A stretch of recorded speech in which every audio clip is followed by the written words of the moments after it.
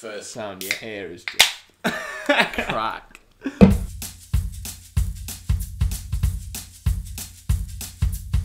Hello, my name is Jordan Davis and welcome to Not From The Bottle, the show where I, alongside my good friend Matt Rogers, debate the issues, big and small, of a certain topic with our own, often irrelevant stories thrown in for good measure. Alright, let's begin.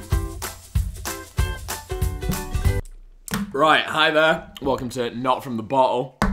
We'll explain that name when we reach 100k subs. So this episode is about jobs. How the show's going to work is we're going to do, there's going to be 3 questions that we're going to try and find the answers to with some of our own stories along the way, and we'll just see how that goes. So the first topic I've got here is, what is the worst job in the world? That's what we're going to be discussing to start with. I've got some thoughts on this. I don't know how you feel. Yeah, there's a few. So the ones I want to put forward are, well, this is how my thought process went. I started first. I thought, right, what's the most disgusting thing you can think of? Feet. So I thought chiropodist got to be great. Not all men and women would say that. I mean, I know one man in particular who loves a who loves a foot or two. Well, I'll put it this way: I wouldn't want to see feet like mine every day. So. That's the amount of toes, not the feet. That's just the number of toes, man. That's the number of toes. Then the second thought I had was bouncer. Oh. And that's because... That is up there. Well, I don't like the idea that they just go, you know, not today, lads. Yeah. Well, we had one the other day where we went to a Northern Quarter in Manchester, and this is genuinely true. Walked up to a bouncer, and his response was, 4 lads? Sorry, cockfest in here. Brilliant. Do you know what I mean? Yeah. I mean, I just feel like their whole schooling was just a waste of time. Like, they're big guys. They were always going to be big guys genetically. Just stand outside, but, you know, just look. It's obvious. It's a known thing. It's bully. It's either a bully or bully. Yeah. You know what I mean? They've got bullied. I just don't like, and you know, I'm a big fan of equal rights, man, and I just don't like the way, you know, it's a clear gap. You like equal rights, just not their rights. Oh, not the bouncers. I just mean, you know, women are allowed in, men. No, well, I've just slip them a tenner. Anyway, so but what I've decided is, my absolute worst job in the world is the ticket guy from the trains, most specifically. Yeah, I mean, in a way that you get absolutely no respect whatsoever from the whole of the general public. They're in a position where no one wants to ever see them. It's one of the few jobs where... This is hitting hard with me, I'm not going to lie. Just, you're not a ticket guy. No one wants to see me. Yeah, well, until now, you're in a position where as soon as the guy sees you, oh, God, no, I've got to hand over some money. No, I've got to, you know. Yeah. But also, I find... Recently, I went out on Halloween, stayed out all night, and got the first train home in full attire. It was big high vis with dead face paint on. I didn't realise how stupid I looked at the time. But the guy insisted on, oh, you can't use your rail card at this time. All this nonsense. I'm thinking, help a brother out, man. Like, I'm clearly, you know what I mean? They're all just jerks. I've never had a great experience with them. Like, I've never had a nice experience. There's always been a problem. I mean, when you look at the ticket prices as well, surely there's something going wrong. It's cheaper to go to... We were looking at going to Prague for 60 quid. If you want to go to London, it's like 100. I was in Liverpool on the train and got a fine, heavy-ass 80 quid fine for having feet up on the... £80? Yeah, so what we did was he has his high vis on, his camera on his head, filming you. Yeah. Going, the signs on the doors, you're not allowed your foot up, that's an £80 fine. And I was like, well, you can just tell me to put it down if you want. And I was sorry, I haven't seen the sign. He was like, there's one there, points like 3 carriages down. I was like, well, I just got on here, and you know, so I didn't see it, so it's fine, I'll just take it down. He was like, I've got you on camera now, sir. I've got you on camera like I'm a mass criminal, like I'm, you know, robbing a bank. I'm actually just got my foot, you know, just slightly off the ground there. So he just, I said, well, I'm not giving. He said, what's your name? I said, Fred Flintstone.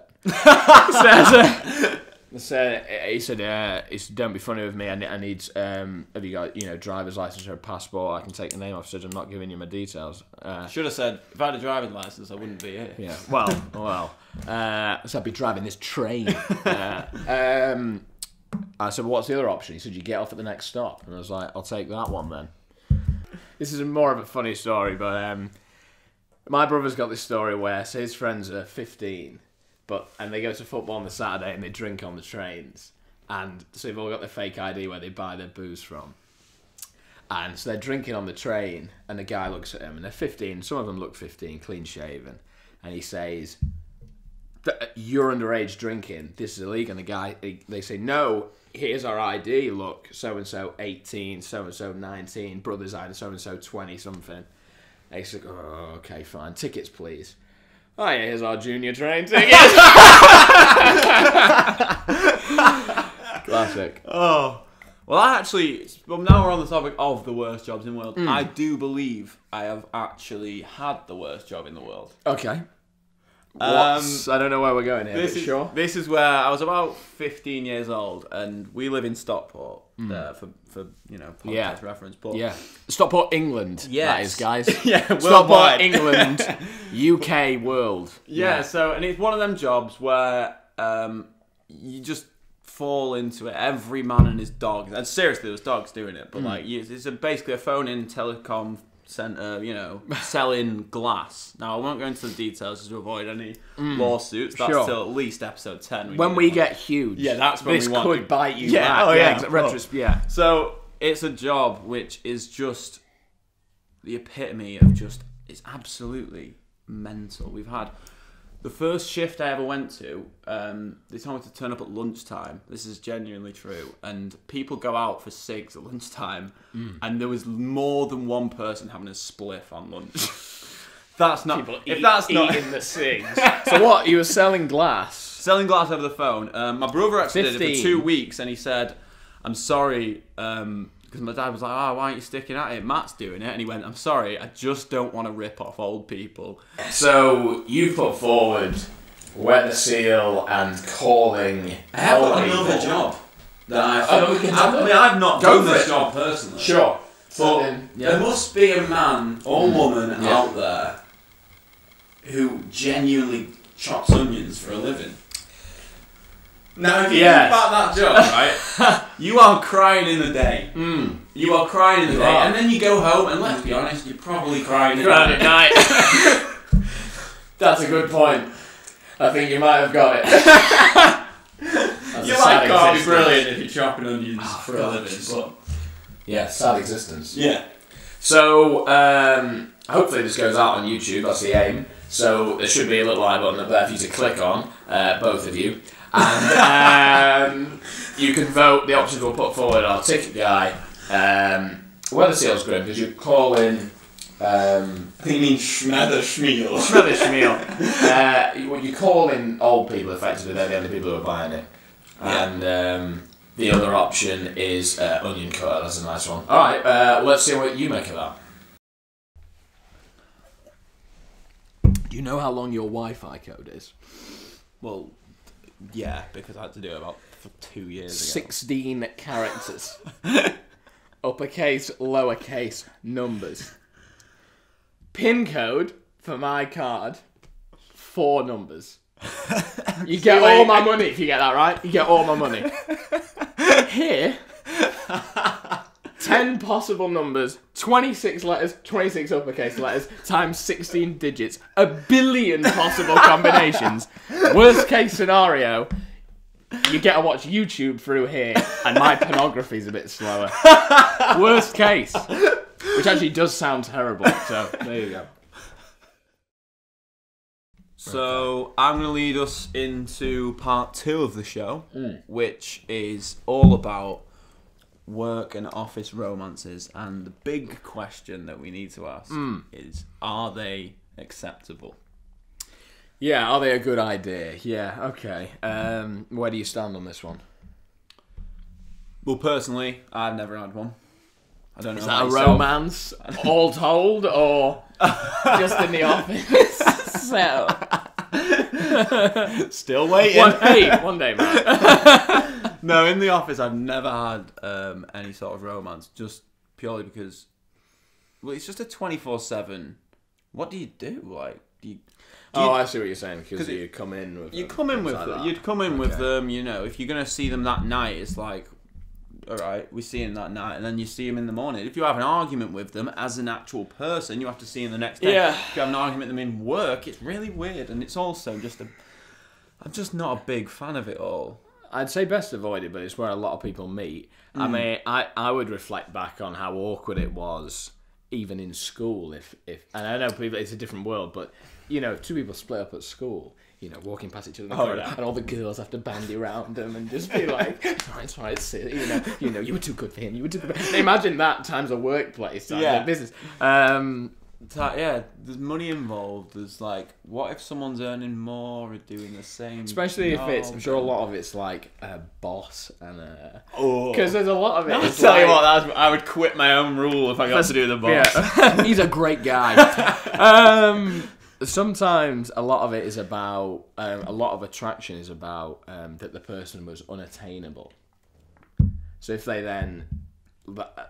So if it's your boss, it's like, you know, I know what you mean. Power as well. Power is powerful as well also. There is a lot of girls that, you know, at the workplace that, you know, in the last workplace I was like, yeah, brilliant looking girl, blah, blah, blah. And it was more of like a fantasy to go like, oh. Yeah. Oh, don't worry, I didn't get too deep. Sarah from accounts. Wow. Yeah, I know what you're saying. But it's like, oh my God, like, but when you actually get delved deep into it, it will probably be so... Like, it does sound like the logistics of it must like counteract the actual, like, the fantasy of it, basically. Yeah, especially if you fell out and you then had to see him at work. Well, obviously. I've got a story not about myself, but about someone I used to work with who had an office romance for a night. Let's just put it that way. And not in the office. Well, actually, I wouldn't know. But yeah, so he took her home. You actually know this guy, by the way. But he took her home, and I don't know why. Made love? Yeah, no, this is the point. This is the point where it gets to, where he tied her up to the bed. Right. Right. I didn't, okay. Okay, right. yeah, no, bit weird on the first night, but, you know, he's into it, but whatever. Yeah. Tied her up on the bed, and then fell asleep. Genuinely true. Like, genuinely true. Fell asleep. What a great mattress he must have. Just sucked him in. And then she was there, gagging Matt. But yeah, so he was there, literally asleep. I think she was. I say on the bed. I mean in the dungeon. But yeah. Oh, right. Okay. Imagine that went round like. Yeah. Like hotcakes, like it was everywhere. I guess that's the story, isn't it? That you wouldn't want. I mean, this sounds like your man is, you know, a crazy character, and therefore you wouldn't want him in the workplace as well as the women he's tying up. Separate workplaces, they can both keep that story for their own. But obviously, I hear you. Well, yeah, I mean, it didn't go down brilliantly, and I think a few managers even found out, which wasn't great. Wasn't the aim. You know, that's what I mean. Like the awkwardness of something like that. Falling asleep's a crime. Guilty.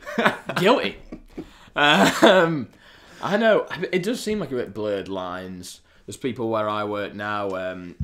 Two people slept together, two of the younger people, and she got very worried and was like, are we going to get in trouble? Are HR going to get involved? And he said, well, if it was consensual, then it was fine. Yeah. It was consensual, right? Please tell me it was consensual. So, you know, the other thing I'd say about it, when I knew we were going to do this subject, I turned to one of the greatest websites of all time, which is Reddit, and thought, can I find the best story here? And it turned out there was a guy who worked in IT support in his office who enjoyed a woman's company, and so he started going out the, you know, IT, they see a lot of people, so I imagine it was quite a large workspace.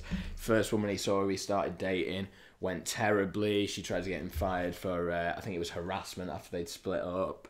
Anyway, he keeps his job, starts going out with a second woman from work. She fell out with him, banned him from coming to that wing of the work, which sounds fine, unless it was a plane. What was he doing? Sorry, I can't work on that bit of the plane. You'll just have to fly. Hope it's fine. And anyway, the story goes that there was a third woman who was nasty and he had no attraction to. And she kept ringing support and kept being nasty to him when he was fixing the computer, then kept complaining that he wasn't fixing it right and all this. And in the end, this hatred built up between the two of them. And he said to her, look, this hatred is bad in the workplace. I can't do it. Do you want to go for a beer afterwards to clear out this animosity? Because I just can't work like this. Flash forward 16 years, happily married. No way! Good story. No way! That's why it will have been high. I did my own research. I'm not gonna lie. Every story involved either intercourse on the boss's desk with the boss, or a hatred for the boss and taking their boyfriend on the boss's desk. It was just like the boss. It was honestly, it was a list of just like boss's desk. Wouldn't mind being a boss, would you? I know. Hi, I'm the boss. All right, okay. I mean, if I'm being deadly honest about this whole thing, about this topic, I am being slightly hypocritical because I am actually the product of an office romance. Oh, really? I genuinely am, yeah. I didn't know that. So as much as I disagree with it, I wouldn't have been born without it. But wow, that's created a new element. There's a new dynamic. But then, thinking about it, my parents did split up when they were 3, so what does that say? When they were 3. When I was 3. Yeah, that was a double. Oh, really? Yeah, so it's, you know, so in a lot of ways, positive, great output. But then again, negative 3 is around the time when people start speaking full sentences, so it might have been my fault. Yeah, I am annoying.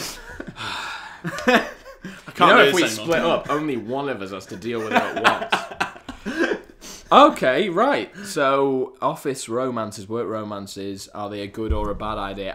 If you force me to vote bad, I'd say bad idea. Overall. See, I'm now after that last bit. Sure. I kind of now have to say yes. That's a nice one, isn't it? All right, well, again... Thanks, Mum and Dad. And Scottish widows. I guess you've got a... Oh, really? Yeah, brilliant. Love me a Scottish widow. Oh, yeah. All right, so we'll leave that one with you again. Feel free to give that I button a smack and cast your vote.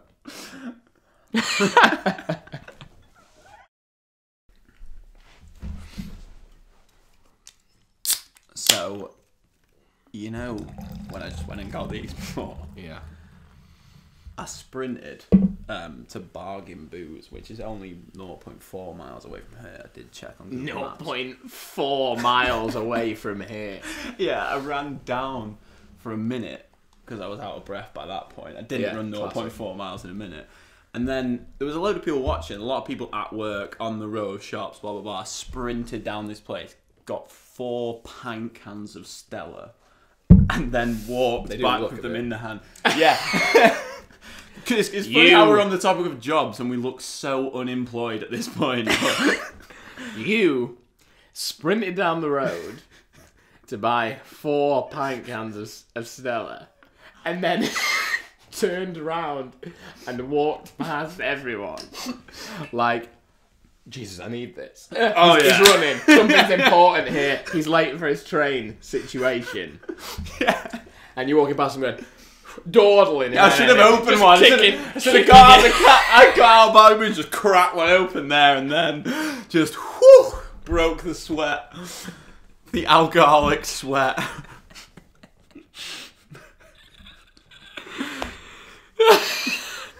Sounds about right. Yeah. Oh god. I've described myself as a casual drinker. Some people describe me as a dysfunctional problem alcoholic. drinker. Yeah. Okay, so the third and final subject that we're going to discuss on today's Not From The Bottle episode is the Christmas do. The office Christmas party. Exactly, the Christmas do. I mean, it's similar in a lot of ways to the relationship side of things, but it takes a different turn because everyone's drunk and whatever. Can you overcome, being at your worst, possibly? Yeah. With the people who, on the Monday... Remember. You've got to do important... work with, things like that. So I don't know what you think about that one. Well, I have been to a Christmas party before for it's quite a big company. There's like over 200 of people going to this party, most of whom are like at low level, same as me. You know, the casuals, and then there's the then there's the big bosses, and this is where the story kind of goes a bit downhill in my favour, because I went up to a woman who owned 35% of the company. Wow. Called her gorgeous and span her. It sounds amazing. On my way. Yeah, it wasn't when she came up to me the next Monday, Tuesday, and went, do you remember that night? And I looked at her deadpan and went, yeah. Gorgeous, am I? Yes, I do. Oh, I've also had one on the same Christmas do, and this is genuinely true. A woman of 51 years old, quite a good-looking 51-year-old, if I don't say so myself. That's okay. Yeah. Came up to me. She actually trained me in the job, right? And she's very hard-faced in the job, but she kind of let her hair down. Quite nice at the Christmas party, and got very close to my face. A bit too close, some would say. Got very close to my face, and then asked me, quote, "How old's your mum?" And I was going, what? And she was like, "How old's your mum?" And I realised then that she was asking that to be like, is she older than me? Is it acceptable? Yeah. And I was just, but it was just me baffled going, what are you on about? That is one of the best shout lines I have ever heard. And I tried it in town before, but it just went, hey, how old's your mum? You should have asked it back. I actually got sacked on the Christmas do last year. You actually? Well, that's it. Well, was I? What I did was, so I obviously got very drunk at the Christmas. I said I'm only going if I'm drunk, because there's a lot of people here who I don't want to socialise with ever. So I'm only going drunk, which obviously meant I was ridiculous. And some people like me and my friends were chanting the boss's name, like doing some football chants, like just being a nuisance, just general nuisancery. I smashed a glass by accident, like it all, there was a lot of focus on us. And when I got home, what I decided to do was I had a P45 from my previous job. You might remember this. I did a Snapchat of my P45. I obviously got a lot of colleagues on the Snapchat. So I did a Snapchat of the P45 and was like, the Christmas do got out of hand or something like that. So people from work were like, oh my God, he got fired because he was, I don't know, because he was rash. They would message me like, oh my God, have you been sacked? And I would say, yes. I got fired from the Christmas do. And they said, why? And I didn't think of a reason specifically why. And the first few people I told, and this was a mistake, I must admit, I said it was for... Just all different reasons. I said, we get there in a bit. I said, and this was an error, and given my time I wouldn't say this again. I said, I made a racial slur. So they thought, because I thought, well, I haven't been fired, so it's fine, so I'll just... But then, so people thought I'd been sacked for racism, and they were telling other people and that he's done this. And I was thinking, I'm now gonna be sacked because people think I've been sacked. So the word will just get round. If I show up, they'll be like, you've been sacked. But no one will specifically have sacked me, but they'll all have think someone else did. But after a few, I was like, well, I can't do this again. So then I said it was for urinating on the buildings. I thought, that's a petty crime. Yeah. Obviously, a petty crime. Yeah, obviously. And in the end, I had to message management and say, look, in case this gets to you, because it probably will, because people will tell people who will tell people. And this is a great story. So people tell people... And when so I then did a Snapchat saying, it's not true, I actually didn't get sacked, blah, blah, blah, blah. But I thought, well, no one's going to go around with the same amount of enthusiasm that they are telling all their friends he got sacked for racism, going around saying, oh, by the way, he didn't. Yeah. You're not going to do that. So, in the end, everything was fine. But for a bit, I nearly got sacked because I joked I'd been... It was like, it's like the classic die faking your own death situation. Like, what really... Through the lines, he sacked himself in a weird sort of way. But yeah.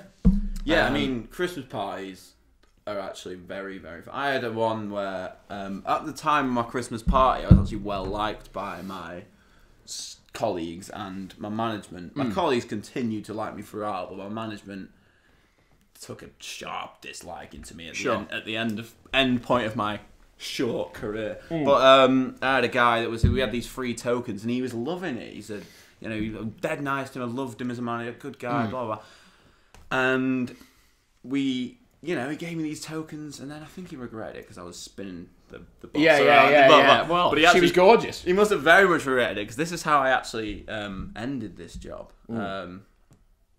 So I had a bit of an argument with management on the Friday. Got brought into the office, and that office meeting ended with, "Get out of my office. I never want to see your face again. I cannot stand you. This meeting is terminated." Without And that's what you said, and your boss replied, "See you at the Christmas do."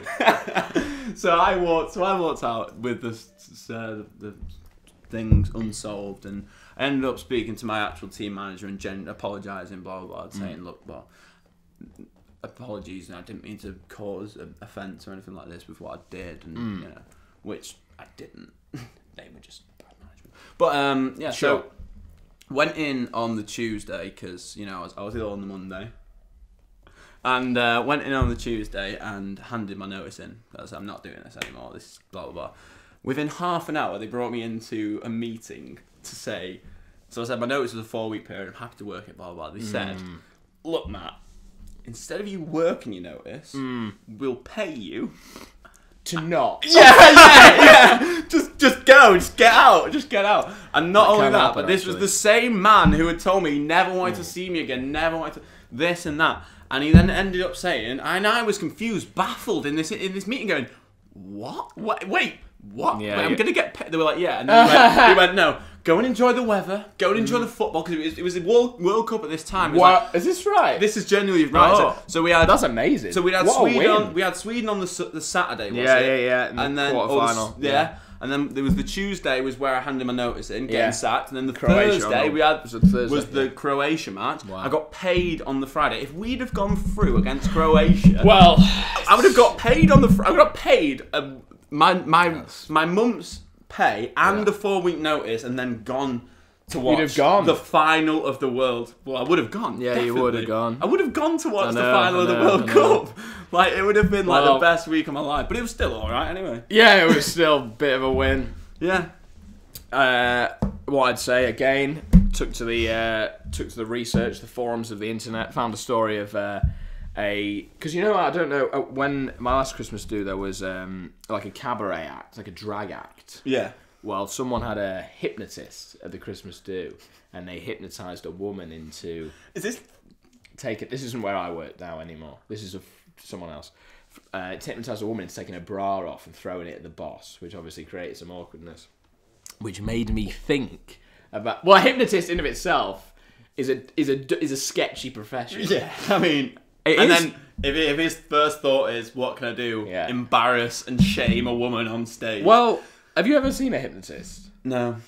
When I was in Camp America, a hypnotist came in with all the staff and got people. And hypnosis is. He was a weird guy.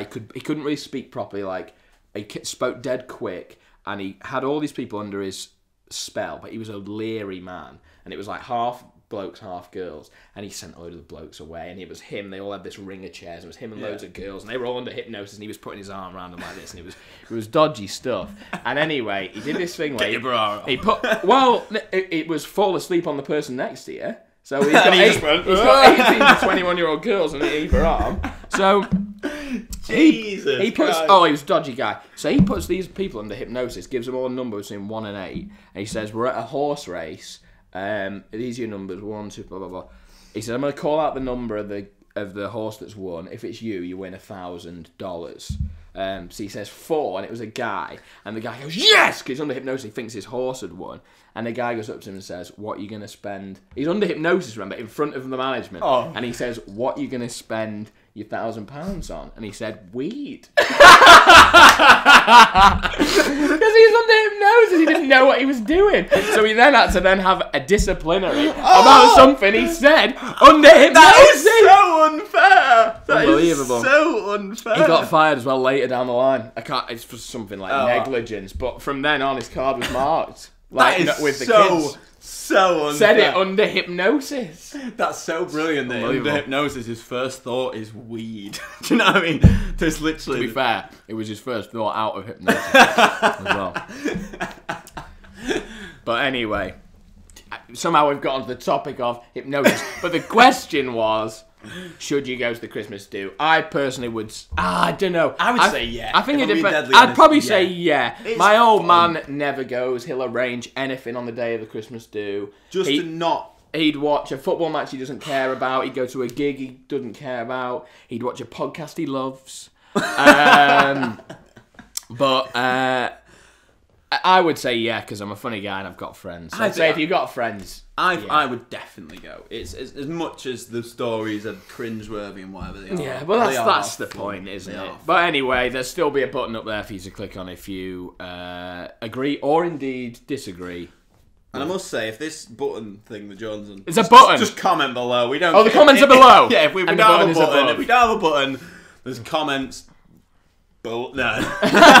That concludes the first episode of Not From The Bottle. Thank you very much for watching or listening. I've been told to point out that every time I talk about a button, that's for the YouTube viewers. Yeah, Whereas if you are just listening, you don't have to click anything. Just make up your own mind for yourself. Just think it and it'll get to me. All right? It'll get to us. If you're still listening, that Yeah. is. Well, But if you're not, and like- why wouldn't you be? All right. So yeah, thanks a lot, Matt. Yeah, I've enjoyed it. I have. It's got better. Okay, so that's jobs nailed. Here's to the next one. See you later. Take care. Goodbye. Thank you very much.